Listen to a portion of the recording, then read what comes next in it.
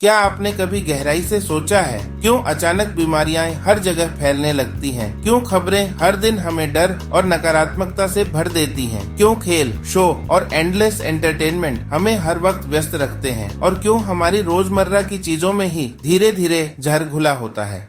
क्या ये सब सचमुच कोइंसिडेंस है या फिर इसके पीछे है एक अदृश्य खेल, एक ऐसा डिजाइन जिसे कुछ ताकतें सदियों से चला रही हैं? स्वागत है आपका अनंतमय द इन्फिनिट आई के इस नए अध्याय में। आज हम उस राइजिंग कॉन्शियसनेस की वेव को एक्सप्लोर करेंगे जो सीक्रेट सोसाइटीज, हिडन नेटवर्क्स और सो कॉल्ड एलिट्स के स्ट्रक्चर्स को हिला रही है। लेकिन साथ ही ये वेव आम इंसान के लिए एक अद्भुत वरदान बन सकती है, क्योंकि ये केवल इंफॉर्मेशन रेवोल्यूशन नहीं, इनर रेवोल्यूशन है। इतिहास गवाह है कि हर युग में कुछ लोग सिस्टम्स के टॉप पर बैठकर कंट्रोल बनाए रखने की कोशिश करते रहे हैं। कभी धर्म के नाम पर, कभी राजनीति के नाम पर, कभी रिसोर्सेज के नाम पर। उनकी स्ट्रेटेजीज समय के साथ बदलती रही हैं, लेकिन प्रिंसिपल वही रहा, मैसेज को डिस्ट्रैक्टेड, डिपेंडेंट और डिवाइडेड रखना। कभी ये कंट्रोल रिचुअल्स और ब्लाइंड फेथ से किया गया, कभी फूड सप्लाई मैनिपुलेट करके, refined sugar, addictive junk food या केमिकल एडिटिव्स जो माइंड क्लैरिटी को ब्लंट कर देते हैं, कभी इंडस्ट्रियल वेस्ट या हेवी मेटल्स जैसे mercury, lead quietly water systems में पहुंच जाते हैं, जिनका सटल न्यूरोलॉजिकल इम्पैक्ट डेकेड्स बाद सामने आता है। कभी कांस्टेंट नेगेटिविटी इंजेक्ट करने वाली news cycles, fear, outrage, panic, जिससे कलेक्टिव माइंड लो वाइब्रेशन में रहे। और कभी एंडलेस एंटरटेनमेंट, सेलिब्रिटी गॉसिप या हाइपर स्पोर्ट्स मेनिया, ताकि मासेस एनर्जी, टाइम और अटेंशन इनर जर्नी में न लगाए। ये सब एग्जाम्पल्स केवल कॉन्स्पिरेसी नहीं, डॉक्यूमेंटेड पैटर्न्स हैं। ब्रेडवाइन सर्कसेस रोमन एम्पायर में मैसेज को बिजी रखने के लिए यूज किया जाता था। मॉडर्न एरा में भी वेरिएशंस एग्जिस्ट करते हैं, लेकिन ये मॉडल तभी काम करता है जब मैसेज अनकॉन्शियस हो।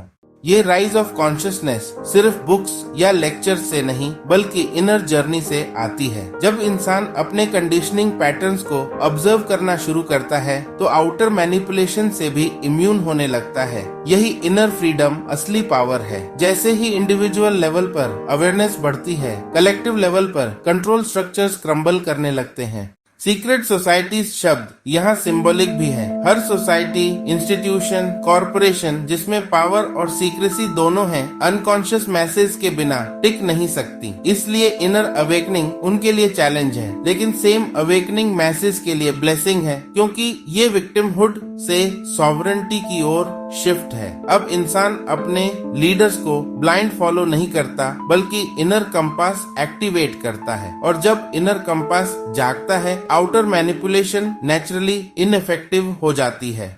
वेदांतिक पर्सपेक्टिव भी यही कहता है, संसार एक माया जाल है, और जब तक मैं इस जाल को वास्तविक मानता है, वह इसमें फंसा रहता है। लेकिन जैसे ही विटनेस जागता है, इल्यूजन्स डिसॉल्व होने लगते हैं। ये विटनेस ही असली इन्फिनिट मैं है, जिसे कोई सोसाइटी, एलीट या पावर स्ट्रक्चर कंट्रोल नहीं कर सकता। ये फ्री कॉन्शियसनेस हर किसी के भीतर ऑलरेडी प्रेजेंट है, बस रिकॉग्निशन का इंतजार है। इस राइज ऑफ कॉन्शियसनेस को सिस्टम्स डर की नजर से देख सकते हैं, पर इसे स्टॉप करना असंभव है, क्योंकि ये एक्सटर्नल मूवमेंट नहीं, इंटरनल फ्लावरिंग है। ये कोई पॉलिटिकल रेवोल्यूशन नहीं जो सप्रेस किया जा सके। ये साइलेंट रेवोल्यूशन है जो हार्ट्स और माइंड्स में अनफोल्ड होती है। जैसे जैसे इंडिविजुअल मैं अपने इन्फिनिट नेचर को रिकॉग्नाइज करता है, सिस्टम्स नेचुरली ट्रांसफॉर्म हो जाते हैं, बिना वायलेंट स्ट्रगल के।